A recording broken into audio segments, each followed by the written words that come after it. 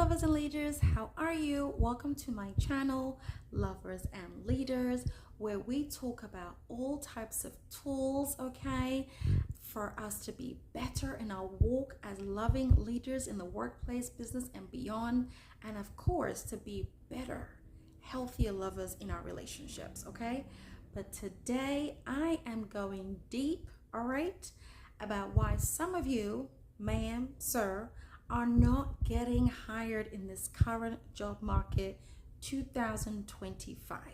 As an IO psychologist, I go through a lot of platforms such as Glassdoor, and I see and I hear the stress, the strain, and just the giving up. It's frustrating out there, okay? So let's get in it, because I know that's why you're here today, all right? Let's be honest, all right? Have you ever hit that submit button on a job application and you felt that spark of hope, right? And then crickets, no email back, just nothing, no phone call, nothing. And then you start wondering, is it my resume? Is it my interview skills? Is it that just Jesus is just not on my side? I mean, really? I've been there, all right? And so have most of us professionals at some point, right? Let me know in the comment section, all right? If I'm talking to the right audience here. Today, as I've mentioned before, I'm going to break down 11 real reasons, all right? Real reasons why you're not getting hired. No, ma'am. No, sir. And the exact steps, okay, from experience and from good research, that why, how you can actually overcome this so you can actually get hired. There's gonna be no fluff in this, no gimmicks, just practical advice that works in today's job market. So please get your paper, get your phone, get your pen, and take notes from my notes, okay? So, number one, could it be that you're being too passive? Passive. I mean, listen, if you're just applying to the occasional job and hoping for the best, okay, you're missing opportunities. Let's keep it a buck. You're missing opportunities. Treat your job search, right, like a project. I know for some of you it feels like a job. I know. But let's be leaders, okay, that have frameworks, that have a schedule, okay, that have strategic goals. All right, let's try and make it a little bit fun, and just the sense that you have some level of control of your life. Okay, like I said, set some daily goals and track applications and do some follow-ups. Now, this tracking of applications, me as an IO psychologist, this is me telling you that you need to track what type of industries interesting you. You need to track what type of jobs you're interested in, and you need to really ask yourself, is this the industry that I want to be in? I mean, I was working in a healthcare industry for over 10 years, and I thank God for the recruiter that I started to, actually they came across my resume actually from Kelly Services. It was a staffing agency, and they came across my resume and they said, with all your transferable skills, do you still want to be working in the healthcare industry? And I had to ask myself, I could pivot, and I did. I ended up working in the manufacturing industry. So what I'm saying is, as you track your types of applications, what industries are you actually applying to and why? Have you done your research in that industry? What's happening in terms of the organizations, in terms of the type of jobs, your skills needed?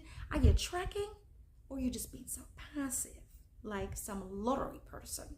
It's not going to work. As a leader, all right, and you as an emerging leader in the workplace, you've got to think. You've got to plan and strategize, all right? So that tracking, I want you to identify, what type of jobs am I going to? Low-level jobs, jobs beneath your skills, middle type jobs, aligned with your current qualifications, or the type of jobs that are a bit above your current qualifications. I want you to track what you're doing, all right? And have some, like I said, strategy, and have some purpose of why you are applying for these jobs in these industries, okay? All right, number two, okay? You're not showing genuine interest. Could it be that you're not showing genuine interest? Okay, Employers want to see that you actually care about the role. Like me, even as a hiring person, hiring manager, yeah, I want to know. I want to know, all right? Not that you're just see, I don't, and many hiring managers and HR folks, they don't want it to be like you're just trying to get this job for a paycheck. All right? Because they're gonna have to work with you. You know, they want to know who you are. Like, do you know about the organization you're applying for? Do you? Okay. So how about this to try? Let your enthusiasm for this job, with the hope you've researched about this job and the organization, the industry it's in, let your enthusiasm come out through your cover letter. Yeah. There needs to be some connection between your work-life past and your experiences. There needs to be some connection with the current job. All right, they need to see some connection there, some alignment there. Okay, so let your enthusiasm come out in your cover letter. Yes, some LinkedIn activity, because let me tell you, these recruiters, especially if they find you on LinkedIn, they are checking out your LinkedIn profile. So let there be some alignment between the job and the organization you're applying for, or even the industry you're applying for. Let it show in your LinkedIn activity. And of course, let it show your enthusiasm in your interview responses. There needs to be some resonance between your work experience, even some lessons learned in your job, lessons learned with working with different types of colleagues, leaders. Okay, what was your experience working with leaders that you work with directly or indirectly? What was your experience working in as a team? What did you learn, my friend? All right, there needs to be some resonance between your current role that you're applying for in your interview responses, your background, and even your future ideas, your ideals for the future. Talk about that. Let that be in alignment with the job, with the organization, with even the people, you know, that you're discerning in your interview. Like, you know, there needs to be some connection. All right, so let that enthusiasm come out, and you have to be very cognizant and conscious how you speak in these interviews, because let me keep it a buck, this interview time is a time to see if there is potential work-life relationship with these folks. Okay, so ask questions in these interviews to let people know that you've done the research, to let people know that you're interested in them. It's like a date. It's like a date. Ask questions about who they are, what the dynamics are on the team, what are the strategic goals for this quarter, for this year, and then respond back with some type of engaging response that you're like, that shows that you are interested in the work that they do. Okay? All right. Let's use some emotional intelligence here. Thank you. And please, if you need help with that, with emotional intelligence and how to, you know, drum up rapport in these interviews, for example, or even if it's a cover letter situation, please check out my link in the description box to get some one-on-one coaching. Check out the different services I offer. Okay. All right. Number 3, you're underselling your skills. Could it be that you're underselling your skills? There's some of you out there that just don't know how to pump yourself up. You are waiting for somebody always to tell you how great you are. And let me tell you something, in your actual job, I bet you there's not many people that's always praising you. So let me tell you, you're going to have to be a salesman and a marketing person when it comes to looking for a job. All right. It's good to be humble. Absolutely. All right. But the reality is, when you're doing this job search, it's like you're a salesman and you're selling the best parts of yourself. Okay. So too many of us downplay our accomplishments. Too many of us. And instead of, you know, you saying in your resumes, for example, or even in the interviews, instead of you saying something like, I helped with, like you're some, you know, just extra in the play, all right? Instead of saying I helped with, why don't you try something like, I led a team that achieved this, all right? I led a team that achieved this. It doesn't matter what your position was on a team, your contribution mattered. What was the end achievement of your team's goal, and how did you contribute to that achievement. You got to say that. You got to say that, because your participation is also part of your soft leadership, especially if you don't have an exact leadership title, right? So own your expertise with humility, of course, okay? But your resume is your marketing tool. Let's keep it a buck, all right? So I would encourage you, even at the time of applications, right? If you have these available, attach emails of colleagues or vendors or clients praising the good work that you've done. Yes. Okay. Attach those emails, because many times those applications have, somewhere you can attach something. Attach emails that people are saying you've done a really good job, or a thank you, like something. Also, I would go as far as attaching screenshots of your performance evaluations. Oh yeah. Those are performance evaluations. Download a copy of that. Maybe you can upload the entire performance evaluation, quite frankly. But if there's some really great highlights that gives a well-rounded version of who you are, that you believe this would be a great selling point for the job you're going for, attach the screenshots, or if needed, attach the entire performance evaluation. Yeah. Attach samples of your projects that you did some excellent working. Attach those things. And of course, if you've done any type of certifications recently, whether there are certifications that are free, can you please attach those certifications?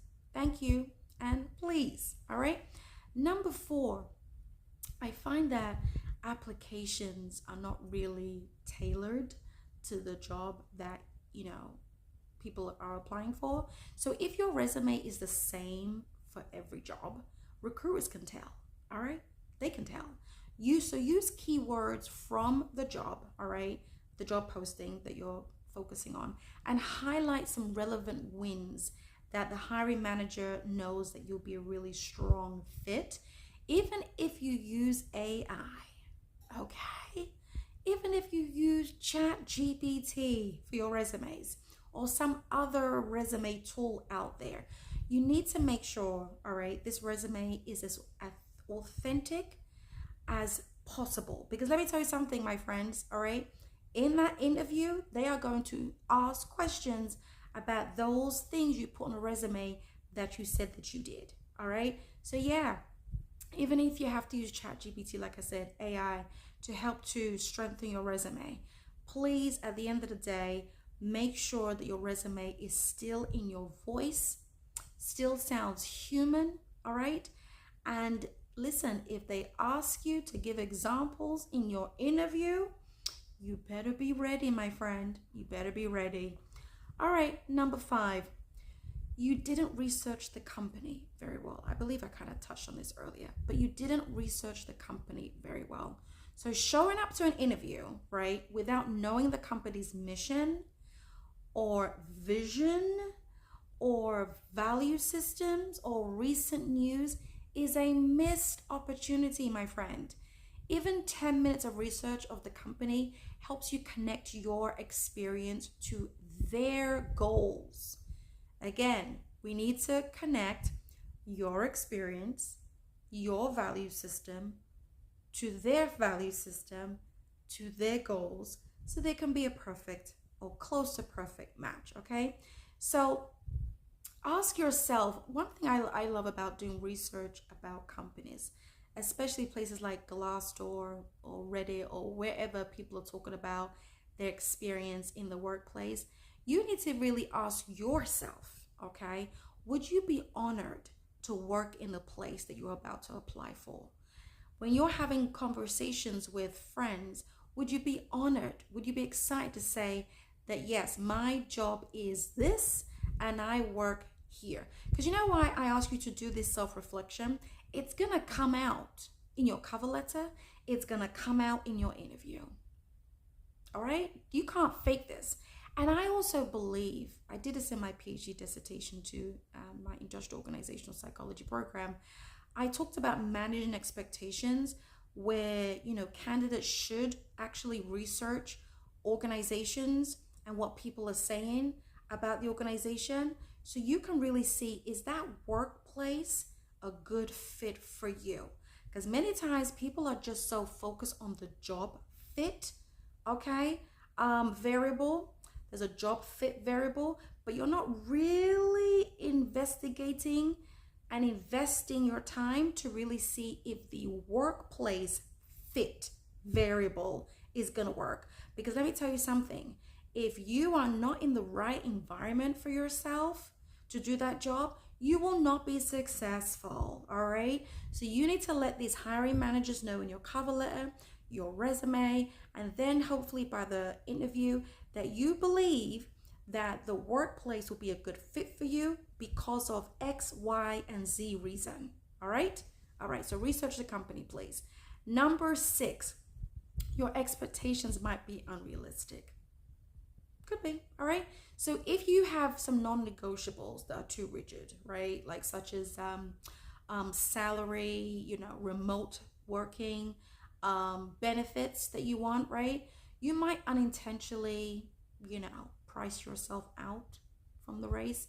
So be clear about what matters to you, but still remain open, still remain flexible. All right, we're dealing with people here, we're dealing with budgets here, we're dealing with certain restrictions in the workplace, all right, that these hiring managers are not going to tell you, but they're just going to be listening to you to really see like if you're a match. So just stay discerning, research what the salary are for the jobs that you're going for, and target somewhere in the middle.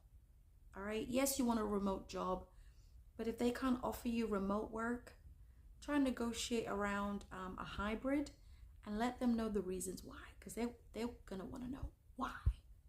Okay, because they're paying for overhead, for the light bills and all the other bills in the workplace, and they're going to need to know why, okay, you don't want to be in the work environment.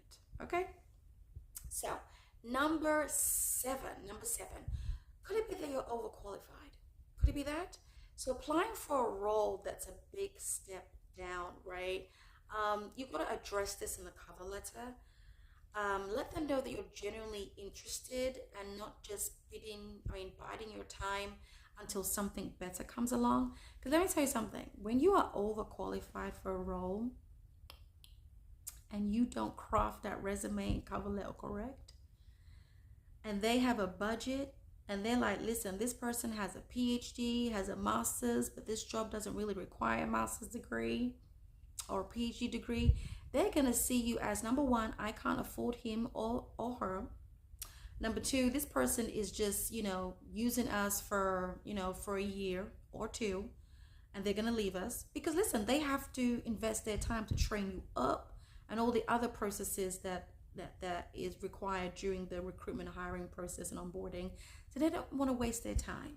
All right, let's be honest. So if you're a hiring manager, you've ever been a hiring manager, or if you're not been a hiring manager, there's work to be done. I remember being part of a hiring process, and it was a young person, and investing time to train them up.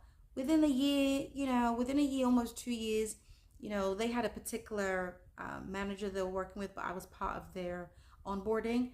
Like within a year or 2 years, I'm like, they decided to leave. And guess what? In my mind, I'm like, my goodness, now we have to retrain this person again. I'm like, I'm gonna have to retrain this person again, and that's exhausting. Okay, let me tell you some stories from my experience about being overqualified. I remember when I was in a process of completing my PhD program, when I was working in academic institutions, all right, that I knew that they honored higher degrees of learning, I would put that on my resume. But when I pivoted out of academic institutions, and depending on the role, I did not put that I was doing a PhD. I just left my master's degree on that. But I didn't put my PhD because I knew that depending on the people that were interviewing me, I knew they would think to themselves, I can't afford this person, or they'll think to themselves, okay, once she's done for a PhD, she's going to leave. And they don't want to take that. It's not lying. No, it's not. All right. It's being strategic. All right, it's being strategic. Like I said, I was in the midst of my PhD. I had not completed. All right, but today, if I had to go and apply for a job today, no, I know I worked hard for that PhD, 8 years of training. All right, so I'm gonna put that PhD on. And to be fair, I'm not going to at PhD level, or if you have an MBA like myself, there's some roles you should not even just apply for. That just, don't be doing underqualification. But then again, I understand if you need the job, all right, you have to be really clean your cover letter that you would work within the confinements of this role, all right, especially if you're underqualified. You would have to kind of emphasize the fact that the reason why you're applying for this job is maybe you want to be in a less stressful position because you've experienced X amount of years in a high intensity role and you want to slow down a bit, but yet still bring in your strong expertise that are transferable to this position. Because let me tell you something, a lot of hiring managers want a bang for their buck. They want more for less. All right. So if you're in a role that you're overqualified for, or you're underqualified for, you have to be really clear, why you're not going to leave the position. All right. I remember there was a situation years ago when I didn't know I was overqualified for the job. I don't believe I was. But anywho, I had a master's at that point. It wasn't MBA, it was a different master's. I got the role, and it was a senior administrative role position. I got the role, and I remember my boss at that time, lovely man, he has a PhD, he was a director of the program. After a little while, as we got really close and really good rapport, he says to me, the program manager that was part of our department that was underneath him, his direct report, she apparently did not want to hire me. And he tells me that he suspected that she was very intimidated by my resume. So let me tell you something. You have to be very strategic when you're dealing with a role that you're overqualified for. Because I share this story because if you don't have, the favor of God to be able to have a boss who is a PhD and a director, but has a program manager, I'm not even sure if she had any high. I don't know if she had I know she didn't have a PhD. I don't know if she had a master's degree, but I say this to say that you need to pray, first of all. Christians out there, you need to pray for favor, because now imagine my boss at that time listened to the program manager, who he later on told me, mind you, they didn't have a good relationship, so there's that. But he later on told me that she did not want to hire me because she felt like, I was overqualified, or, but he suspected that she was just threatened by my resume, right? People are like that. There are people in this hiring process. By the time these recruiters are giving these resumes to the hiring managers, or the group of people that are going to interview you to be part of that group, they can look at your resume and be like, yeah, no. Feeling threatened. All right. Feeling like, yeah, this person could potentially take my job in the next 2 or 3 years. Yeah, these things are happening. So this is what I'm saying, is like, you've got to be very wise when you're overqualified for the job. Make sure you emphasize the reason. I mean, not necessarily saying you're taking a step down job, but very much emphasize that very pure reasons of why you want to take a step down job. Reduce stress. You may say that, you have to take care of an elderly parent, so you need a job that would be less stressful on you. You may have kids, and you may be saying like, you gotta, take care of the kids. Whatever is gonna make you sound humble. All right. And also, like I said earlier, very much emphasize that you want to work within the confinements of this role, even though you're slightly overqualified. All right, let's be professional adults, but you know, you want to grow in this role, because it could be a situation that you appear to be overqualified, but you in a completely different industry, right? You could be in a completely different industry. So emphasize in that cover letter that you want to use your transferable skills to grow in this industry, to grow in this organization, to grow in this role. And you want to use your transferable skills, to grow and contribute to XYZ projects that you are aware of, as a department or an organization that they're focused on. Okay? Make it very clear. Also,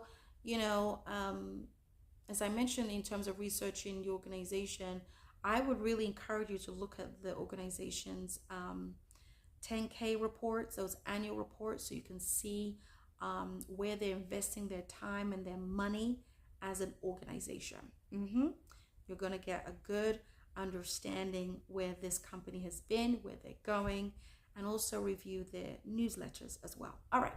Number 8, you're underqualified. So yeah, don't skip applying if you don't meet 100% of the requirements. All right, don't skip that, because the reality is you can highlight your transferable skills and show how quickly you learn. All right, how quickly you learn. So show examples of that, maybe from your previous experience. Okay.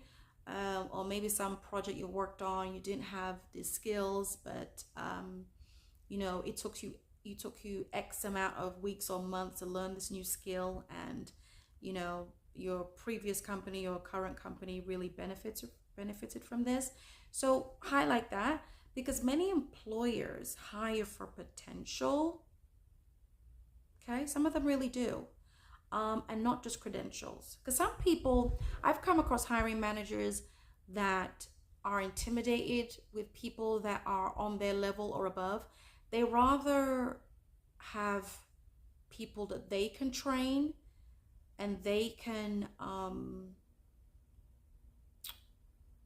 don't want to use this word, but I'm going to say it. They want to groom to conform to the environment, to the organization, and so yeah, if you're underqualified, they do appreciate that. Also, again, you never know who the hiring manager is. The hiring managers may be in a place where they want to coach people and mentor people. So if you're underqualified, that gives the hiring managers and the opportunity to be coaches and mentors. So that's even showing humility. If you put that in your cover letter, yes, I know I'm underqualified, but I am very much open to be mentored and coached by the leadership that's there, because I believe, you can say something like, I believe from what I've seen from the website and what people have said about your organization, that you have amazing leadership, that amazing transformational leaders that love the opportunity to mentor and coach their team. Yeah, because me, focused on a lot of clients who are leaders, they want opportunities to mentor and coach. That is green flags on their resume, that they can coach their team, coach their direct reports to higher levels. It's green flags. It says great things for them. So don't miss opportunities to apply for jobs that you are underqualified for. All right, especially if it's a different industry. They will understand. But just like I said, make sure you highlight your transferable skills. All right, number 9, you're almost there. All right. You are not networking enough, my friend. That could be another reason why you're not getting hired. You are not networking enough. All right. Many jobs, this is the reality, and I've seen this. Many jobs are filled before they get posted. Yes. I've been in a job whereby they first post internally to the internal organization before they post externally. It's like a policy, all right? So reach out to your network, all right? Attend industry events if you can, and ask for some introductions, all right? Listen, personal connections often lead to opportunities faster than the job boards. I've actually heard of situations. I remember a colleague of mine said that she went to a cookout. She didn't have a job at that point because she was spent so much time looking after her kids. She didn't have a job, but she went to a cookout, and in conversation with somebody at the cookout, they were looking for a particular position in the lab, and she had some chemical industry background to potentially work in a lab. Anyway, cut long story short, with that conversation, it led her to get an interview, and she got a job, and she's been at that job for years. Okay, years. So open your mouth in your personal, network, amongst your family members that have jobs. Ask them, hey, is there a potential job opportunity there? Like, I know some of you don't think about this, or you avoid it, but you just never know. People that that you may be part of a you go to church, for example, right? Ask people there. You're part of a a group that a meetup group, for example, right? You do some fun stuff with. You meet those people, friends. Ask those people. Ask them. All right. What's another thing? Even ex-colleagues, if you're still in good rapport with them, ask those people. All right.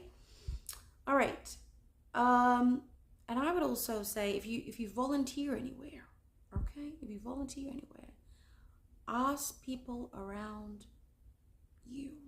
All right, you just never know. I was telling one of my mentees the other day, in my early career, where I volunteered, I did a lot of volunteering in different organizations or interned, okay?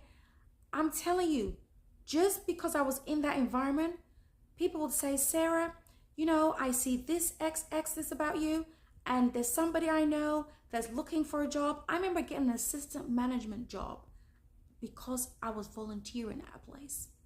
I was volunteering in an organization that dealt with refugees, okay? And from that, I got an assistant management role. Things happen. So please, my friends, especially those of you who don't have a job, go and volunteer somewhere, go and intern somewhere. You never know what can happen. All right, number 10, we're almost there. Your interview skills need some work, all right? So are you nervous? Are you overly scripted? Are you unprepared? You got to practice answering some common questions, all right? Have stories ready, because let me tell you something. People want to know from your stories what kind of character you have, because they have to work with you day in and day out. So be open to tell stories. Good, not so good, but you learn something, all right? Be ready to tell stories, and don't just be in the mindset of they're going to ask you questions, you're just going to respond with some answer, or you're going to ask them questions and then they're going to respond. Have some stories. Build some rapport. Thank you. And please. Okay? Because like I said, interviews are a place for you to know if you want to work with these people, and it's a opportunity for the interviewers to know if they want to work with you. I've seen some people in certain platforms, they say they use ChatGPT to drum up some interview questions. Sure, why not? You can try and use that. Also research things, on the internet of common questions that people ask alongside, the job that you're going for. So research questions, interview questions with the job that you're focused on. Research interview questions for the type of organization you're going for. Research interview questions for the type of industry that you're in, all right? And also, if you need some help with coaching on interviews and resume writing and just emotional intelligence, please check out my link in the job description. Check out the services I have so I can provide some one-on-one coaching with you. And finally, number 11 of why you have not been hired yet. All right. Your references aren't strong enough. Yeah, your references. Because at some point, they're going to call somebody that you have listed that is a referee. So I would always encourage you to choose references that have some leadership title in them. All right. And also, you can also choose a reference that that can tell about your character as well, right? And also, to be fair, the application will give you instructions of what type of references that they require. I also want to make sure that you know that the references that you know on your application, please give them a heads up that potentially that there can be a call from the organization that you're going for, especially if you're called for an interview. At that point, especially a second interview, at least for a second interview, let that referee know that they may get a call from your potential employer, so they are ready to say some good things about you. And please give them a nice please and thank you for helping you, be a reference. All right, so give these referees a heads up ahead of time. Again, like I'm going to stress to you, especially if you call for an interview, definitely especially if you call for a second interview, let these referees know ahead of time, because that will keep you in a good positive basically what I'm trying to say is that you want your referees to think positive about you. So give them as much heads up as possible. It shows respect towards them, it shows honor towards them, and it shows that you appreciate them as well, right? So in closing, listen, job searching can be exhausting. I know it is, but as a leader, a future leader, we're gonna make sure it looks more like a project, all right, with the beginning, the middle, and the end. Often it's about making some small intentional changes that can really help you to stand out. So of these 11 strategies I've given you, please go through them, listen to this video again, note down what you need to focus on. I know it may feel painful, but that pain is exactly what you need to push through for you to get hired, my friend. All right, you need to do the uncomfortable things, all right, to get to another dimension of success in your life. You need to do those uncomfortable things, because let me just keep it a buck, the same things you just keep doing, right? Where has it got you?